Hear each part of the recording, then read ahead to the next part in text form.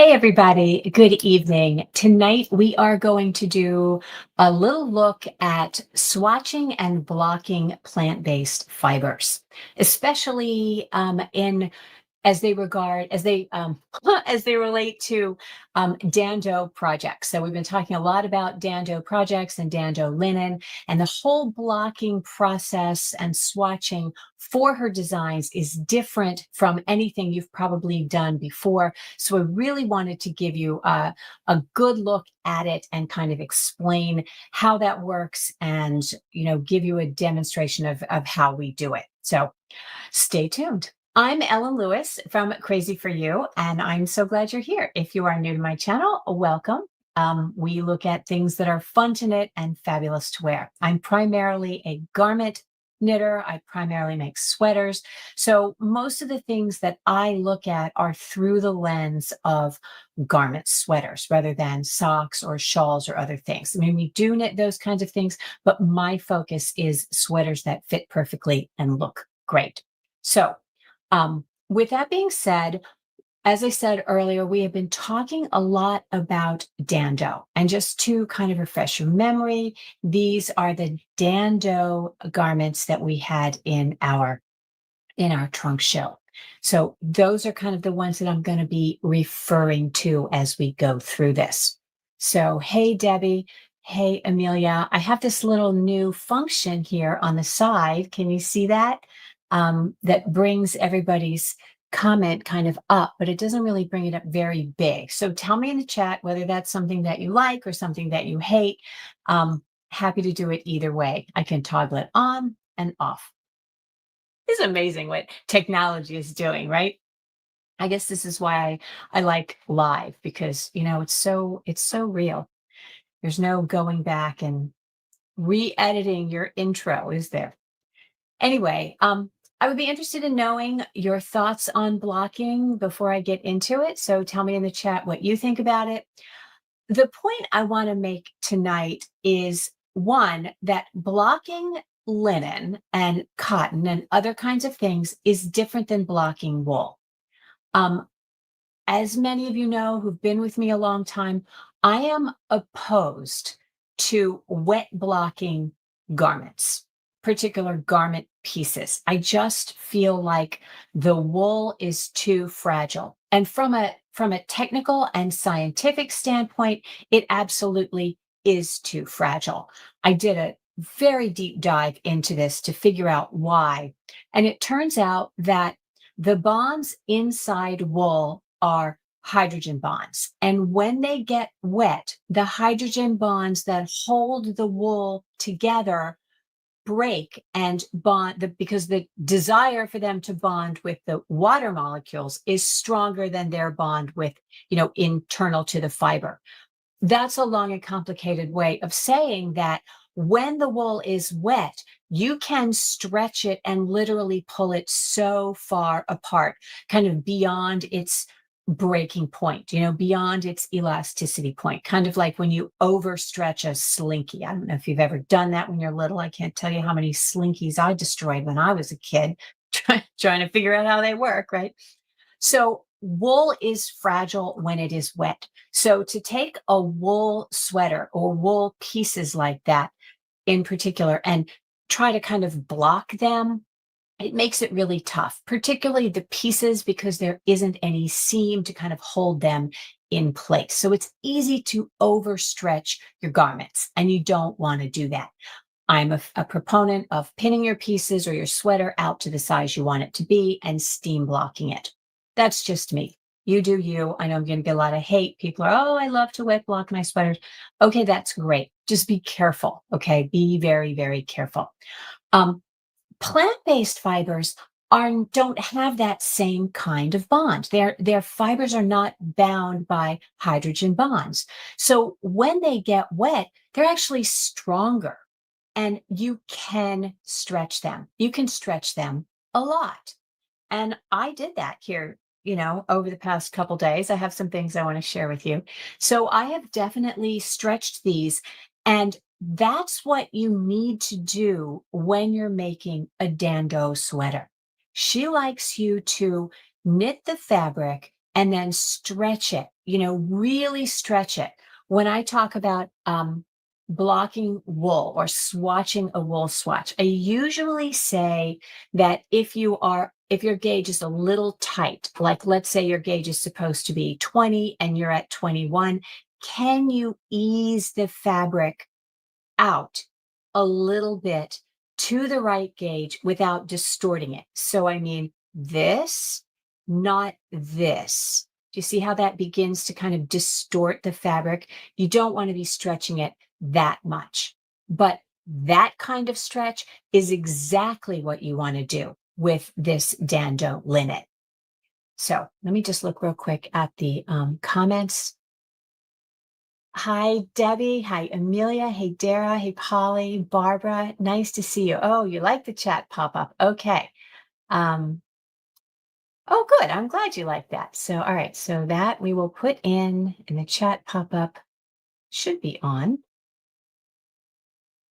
Display.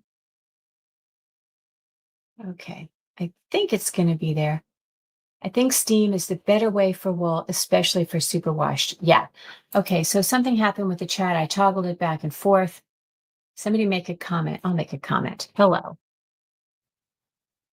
Does that pop up? Yes. Okay. Good. Okay. So now your comments are going to pop up. I think the pop-up is cool. I can't see it that well. I have to look on the side, but if you guys can see it, I think that's great. Hey, Maria, nice to see you. So is everybody with me on this concept of the difference between blocking the wool and blocking the plant-based fibers? Does anybody need any more technical description on that? Because as I said, I went deep into it. And before I dropped out, I was a chemical engineering major. So I had all the chemistry, 2 years, all the chemistry, all the physics, all the material science, and you're supposed to have. So I kind of jam on that, the molecular bonds and all that kind of stuff. So makes me excited. But the plant-based fibers are stronger when they're wet. Okay, so you can stretch them way beyond the level of distortion. So here is a DanDoh linen, just off the needles, right? And it looks kind of curly, as you would expect. But when you block it, you can block it and very hard, and it really opens up to something beautiful and lovely like this, right? So we have a question from Dara. Is this for all plant-based, not just DanDoh? I'm glad you asked, because I have also done the same thing with the Rowan Creative Linen, and we'll talk about that too. So there are a couple things going on here. One is the whole DanDoh fabric is different from other garments. Most garments and most patterns don't have you stretching the fabric like this. Okay, this is really the first that I have seen of it. And I've been knitting a long time. I have not, outside of what DanDoh is doing with her fabric, I have not seen the requirement to really give a very hard block to a garment, and to a fabric. Obviously, that's something that people do when you're knitting lace. You're going to want to open it up, but I don't think that the idea is to sort of stretch it beyond the point of distortion. But that is exactly what she was saying when we had our interview. And if you haven't seen that interview, it's still available. She's really adorable. So she talks about, I stretch it like this and I stretch it like this. And so that's what I did with this. I absolutely stretched it as best I could, as tight as I could. And I pinned it out and I let it dry. And it really does open up into a very pretty fabric. Okay. And she also talked about the need to kind of manipulate that fabric, because I will tell you, right after the blocking, it feels just a smidge crunchy. But now, like you would if you have like a cotton anything or your jeans, you know how you put them in the washer and you lay them flat to dry, they're a little crispy when you're done and you kind of need to wear them a little bit. It's the same thing with this fabric. So you really want to kind of manipulate it and soften it up in your hands. And that's the beauty of linen, is that it absolutely softens. The more you wash it, the more you wear it, the more you handle it, the more it softens. And just by sitting here, this has become a very, very lovely fabric. And you can see that it has a tremendous amount of drape. It's beautiful, right? And that's because it's been blocked really open. Okay. It is tricky to get gauge on that, because how do you know how much to block it widthwise and how much to block the length, right? Because, if you stretch it this way, do you see it gets shorter? If you stretch it this way, it gets narrower. So I think the thing to do if you are blocking for DanDoh is to block it to the width that you need it to be, and to the height you need it to be, or to the gauge, right? And just go from there. Again, it's a little bit tricky. So I knit this particular swatch.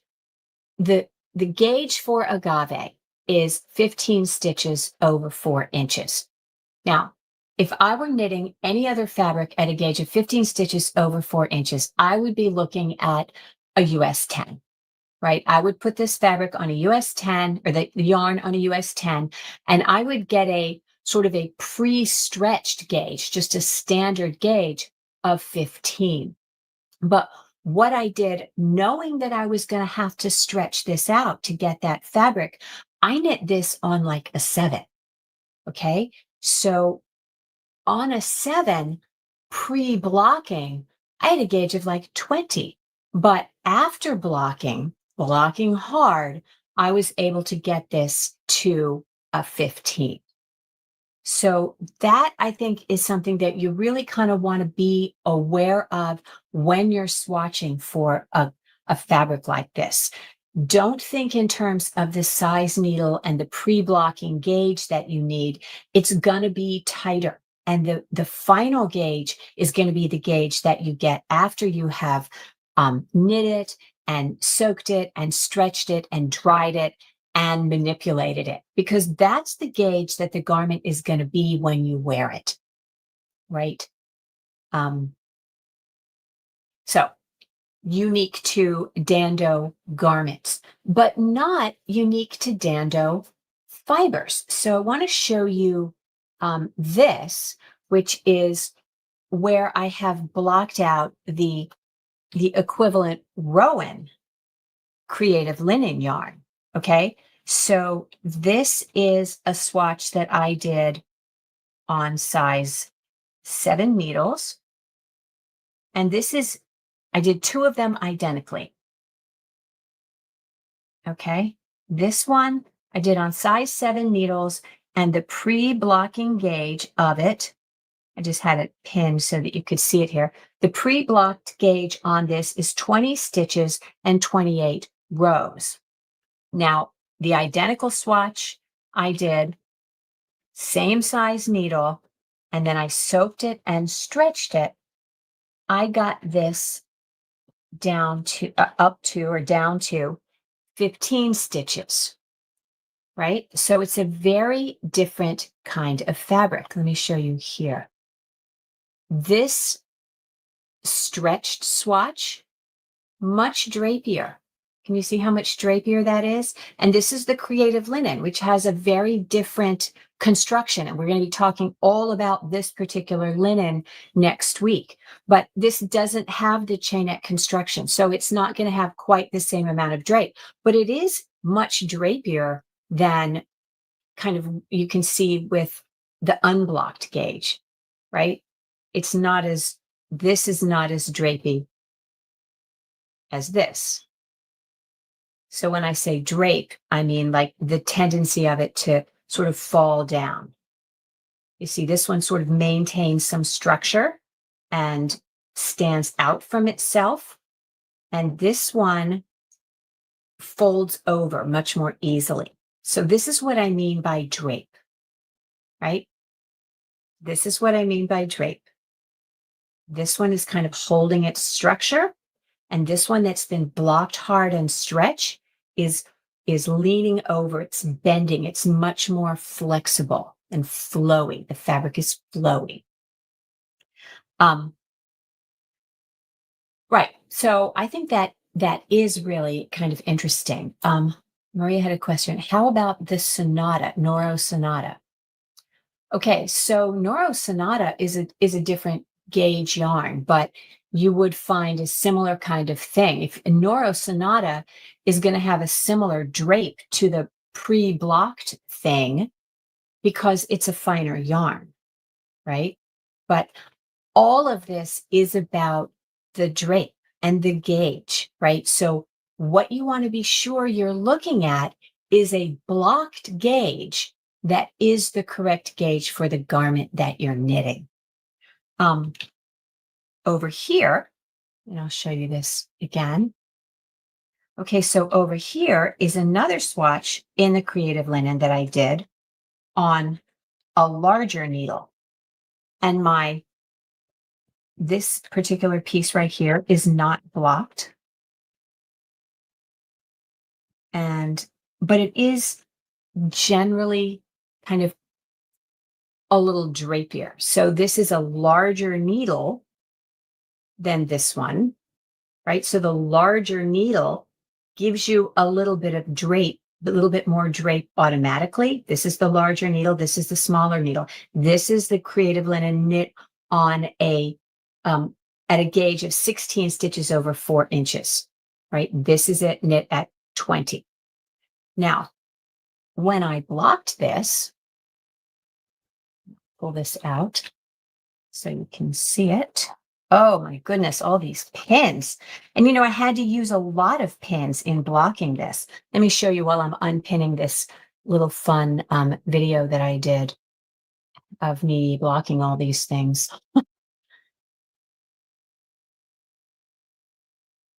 So you can see how I'm having to really stretch the fabric. Not this so much, but definitely the Rowan needed to be stretched a lot. It has more inherent structure. And you can see how it's stretched because do you see how the edges of the fabric are distorted at that point? So anyway, I won't make you watch all that, but yeah. So okay, so here is the fabric that was knit on a larger needle at a pre-blocked gauge of 16 stitches over 4 inches. Oops. This way. Right, so you can see this is a much an even drapier fabric and a more see-through fabric than this one. So this is the tighter gauge. This is on the smaller needle and blocked, and this is on the larger needle and blocked. But the problem is that when I knit this swatch, I knit it to the gauge it needed to be, okay? So that agave has a gauge of 15, and this was knitted at about 15 stitches over 4 inches. So when I blocked it and stretched it out, it got to be too big. So you really want to be careful when you are swatching for a fabric that you're going to block very hard, that you don't accidentally work the fabric on too large a needle, because then when you block it to get that nice drape, it's going to be maybe too big.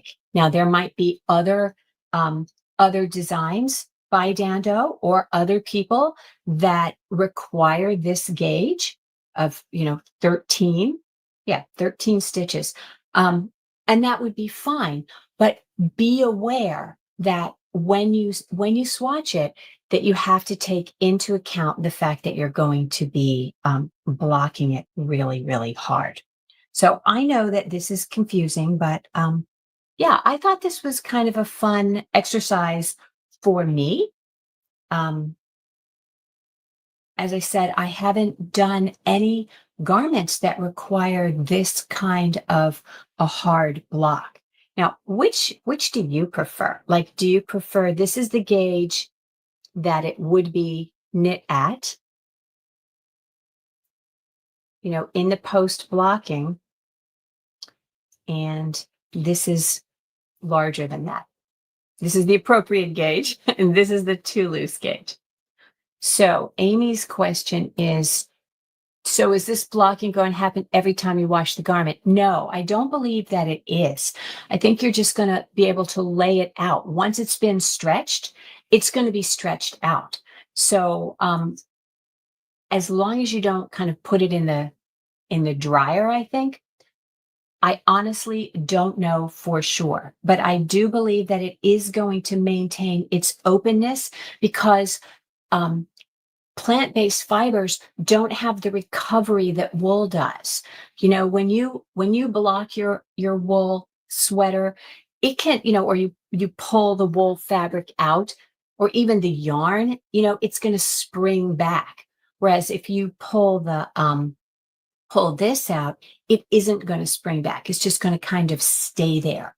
And the tendency for it to stay in position is sort of proportional to how tight it is. So it was much harder for me to block this smaller, this tighter gauge fabric to, the appropriate gauge than it was for me to block this more loosely knit fabric to the looser gauge. Actually, I do know what happens because, and I have it right here, I have this garment, these two garments both, that I knit in Creative Linen, and I've washed them both many times, and they haven't changed size or gauge at all. The cardigan that I did last year. I had that when I was in Seattle. I was knitting it when I was in Seattle with Elizabeth, so April 2024. And it hasn't changed its gauge in the washing, and I haven't had to do any additional blocking to it.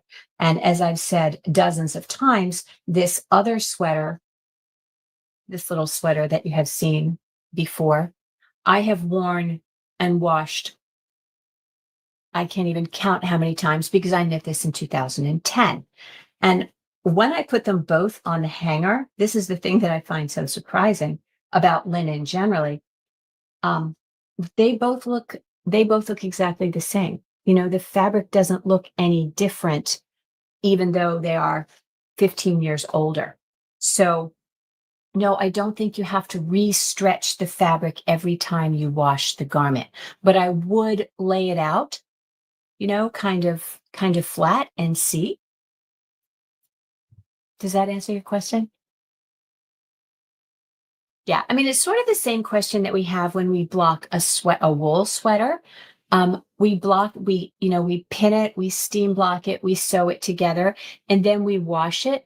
We don't have to pin everything out again. We simply lay it flat, and it kind of maintains its structural integrity. And it's a little more so for wool. It's going to kind of have its native elasticity in there, whereas the linen and cotton they're just going to kind of stay relaxed. So they'll have more of a tendency to stay relaxed in the fabric. This really is a very, very lovely fabric. And the chainette construction gives the fabric so much more drape, so much more natural drape, even though these two fabrics have the same gauge. The chainette construction of the DanDoh gives it more drape than the Rowan. Can you see that? These are the same gauge fabric. This gauge has more in common with the overstretched, the 13 stitches to 4 inches in the Rowan. And that has to do with the construction. So the nature of the yarn itself, this being a chainette construction, it has a lot more drape than this other one, which has a cable plied construction. Like I said, we're going to talk about that next week and how different they are in terms of the kinds of garments that you want. So for those DanDoh garments that you want to be what I was calling in previous videos and on the blog, a fluid fabric. This is that kind of fluid fabric you want that just sort of um, it goes over, it pours over your body, right? But it doesn't sink in, you know? So we think, oh, I don't want something that's going to flow over my body, that's going to show every bump and curve. It really doesn't. You see, it doesn't do that over my fingers. It just sort of glides over the body, which is what makes it so flattering in those garments. Just really pretty, really pretty fabric. I'm very excited about it. So can you tell? How many of you are interested in the DanDoh, in the fiber and in the construction? And have you ever worn a garment that has this kind of drape? Can you see what I'm talking about when I say that it flows over the body? So think of my fingers as like maybe changes in the shape of your body. It doesn't fall into that. It doesn't, it's not like a spandex or anything that's going to feel too clingy. It just kind of glides over and is so very flattering and so very soft to wear. It feels really nice. And you kind of have to do it. You kind of have to swatch it and block it and stretch it and play with it to really believe that it's going to work that way. I'll tell you, when I sat down to do this, I had my doubts.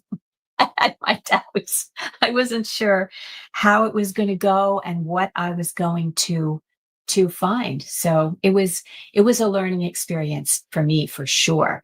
And I also was a little bit afraid about, overstretching this and what that was going to look like and how it was going to make the stitches look. You can see that the stitches here, they do look very kind of uneven. This is the unblocked swatch. So they look very uneven.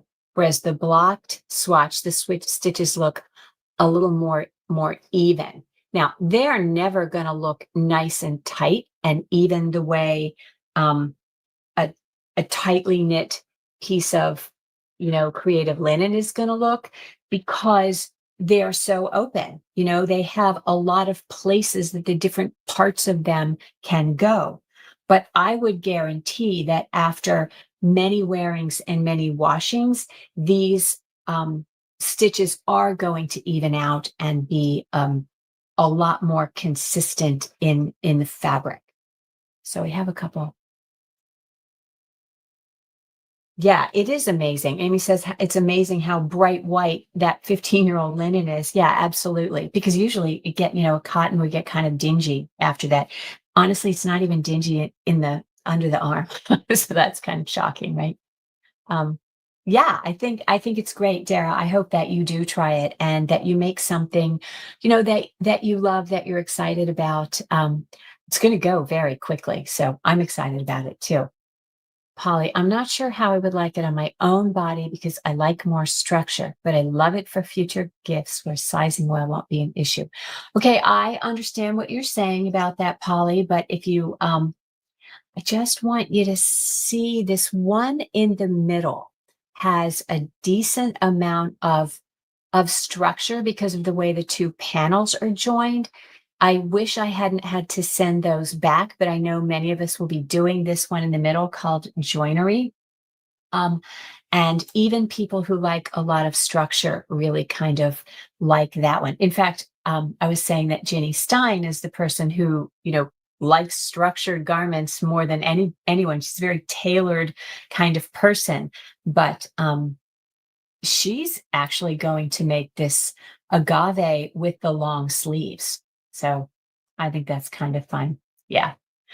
Which one would you guys make? Tell me in the chat if there's one that you've seen from this video or from the previous videos that really appeal to you, and how you feel about this fabric, which to me is just really, really exciting and different.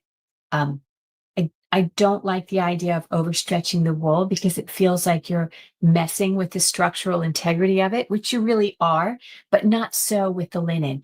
Um, so I had a student in class last night, and she was swatching for the Lova top, which is the one that we're doing with the two Ito.